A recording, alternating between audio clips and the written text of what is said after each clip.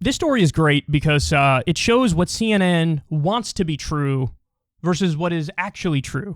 So right now, there are a bunch of Republicans who are trying to basically oust Liz Cheney from her position of power, and they're really going after her hard. The reason being, she's critical of Trump, and she basically said January 6th was an attempted insurrection, and there should be punishment for Trump for that. I think she supported impeachment of Trump over that. So CNN's going to push this narrative of Republican civil war over this. They went and talked to some voters in Wyoming. Take a look. The splendor of Wyoming is plentiful. The number of residents is not. And that's why Wyoming only has one seat in the U.S. House of Representatives. So Liz Cheney represents every person in the state, like her or not. Liz Cheney has proved herself to be a lousy representative of the voice of Wyoming. And we spoke with a lot who are saying not. Here's what Liz Cheney wrote. The Republican Party is at a turning point. History is watching. Whose side are you on, Liz Cheney or Donald Trump's? Donald Trump. If she runs again, I will vote for her opponent. Madam Speaker. Conservative groups rank Liz Cheney more politically conservative than Donald Trump, and she has a lifelong Republican pedigree with a father who served as vice president. A national anti-Trump Republican group has put up this billboard near the state capital of Cheyenne, thanking Liz Cheney for, quote, defending the Constitution. But it all matters little to many in this very red state, who consider their Wyoming representative a turncoat and their ex-president from New York City a hero. I think she needs to go. How come? Just because I don't think she did the right thing for the Republican Party. She says that Donald Trump is lying about the election being stolen. I agree. Agree with what? I agree that the election was stolen. There's no evidence of it. Well, eventually it might come out. In this dispute, do you think Liz Cheney has the right to be angry with Donald Trump? No, Why? because I don't think he's wrong. Do you think the election was stolen? I think it's possible, yeah. John Curtis remains upset Representative Cheney voted to impeach Trump. I read in the paper that she said she had to vote her conscience. Okay, maybe she's forgotten why she's there. Her conscience isn't why she was elected. She's supposed to be representing the people of Wyoming. But there are plenty of people we've met here who very much like Liz Cheney's conscience. I just think she doesn't divide her thoughts along political lines. She speaks her truth, and I appreciate somebody with that type of integrity. Absolutely no doubt in my mind that Liz Cheney has the right answers and Donald Trump has the wrong answers. Van Melblom is 95 years old and one of the relatively rare Wyoming Democrats, but she admires Cheney. Because she stands for truth and at least, and a better Republican Party. And we do have to have two parties. Thank you, Mark. The Wyoming Republican Party voted in February to censure Liz Cheney. And here in the state's largest county of Laramie, the county Republican Party also voted to censure her. So you saw what they did there at the end is we found plenty of people who support Cheney. And then they showed like two people or whatever. And another one who was like a Democrat who was supporting Cheney. They're trying to gin up this narrative of like, hey, it's like 50-50, it's like a split, it's a civil war or whatever. Now, in some ways, there is a Republican civil war going on, but this is really misleading, actually, because it ain't close, dog. Worst case scenario for Trump is he's crushing somebody like Liz Cheney 80-20. That's worst case scenario for Trump. Really, it's probably like 90-10 or 95-5. So, but it's hilarious to me that this is the narrative that they run with. Oh, the voters are split. And yeah, some side with Cheney, some side with Trump.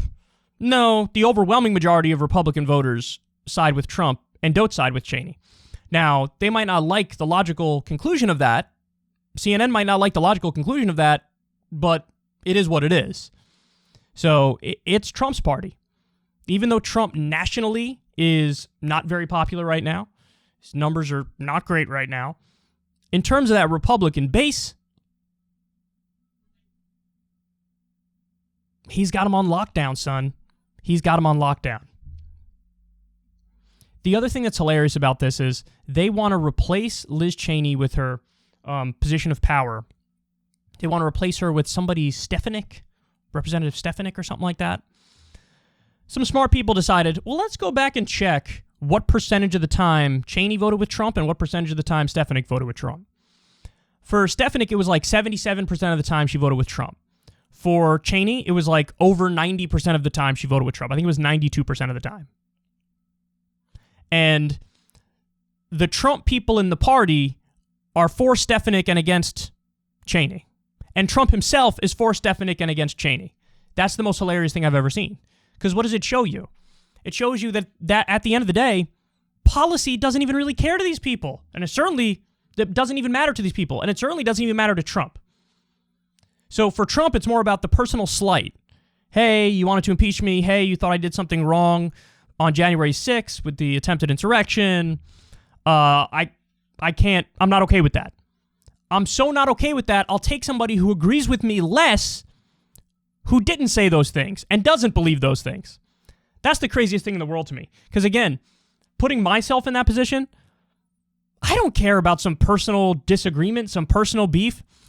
When it comes to politics, if one politician votes with me 92% of the time and the other one votes with me 77% of the time, every single time I'm going with the one who votes with me 92% of the time. But that shows for these, it's all an ego battle when it comes to Trump and when it comes to the Trump people. It really is. You got to keep it real, man. At this point, the people who are still sticking with Trump, it does sort of look like a cult in a way, where the dear leader can do no wrong and no criticism of the dear leader is justified and fair. Now, granted, it's a smaller number now. His approval rating is really low. But that base of the GOP, they're all in. The strongest Republican voters, they are all in for Trump. And they're really telling on themselves here with how little this is about policy, how little this is about the direction of the country. It really is just about, that guy makes me feel good. Trump makes me feel good. That's what these people are saying. And so I don't know what it is. It's the fact he's arrogant and brash and he doesn't back down. Is it the fact that he's now an endless culture warrior for the right? I do think that many of these voters, the culture war overrides everything else. And Trump's the embodiment of everything they agree with on the culture war. So we'll see what happens with Liz Cheney. We'll see if she gets ejected from the party or from leadership. I mean, listen, what I hate to hear, and I actually heard this weekend in Washington, D.C. I heard somebody say, I feel so bad for Liz Cheney. This person was a Democrat saying that.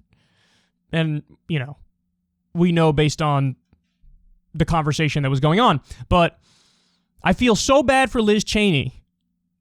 So now you have some Democrats who are like, oh, yeah, we support Cheney staying in that position of power. Why? Why would you do that? Because Liz Cheney agrees with Trump over 90% of the time, and when she doesn't agree with Trump, she's even more of a warmonger and an imperialist than Trump. So why, again, if you're a Democrat and you care about policy, definitely don't support Cheney, but beyond that, don't even support Stefanik. Don't support any of them, because none of them are good on anything. So again, the point is, your bar needs to be better than like, I'm okay with you if you hate Trump. Because there are plenty of people who hate Trump who are also wrong about virtually everything. And Liz Cheney's a great example. I have no sympathy for Liz Cheney. Is she right on the very narrow point that the election wasn't stolen? Of course. Of course. But look how low the bar is now. We're giving people credit for saying that.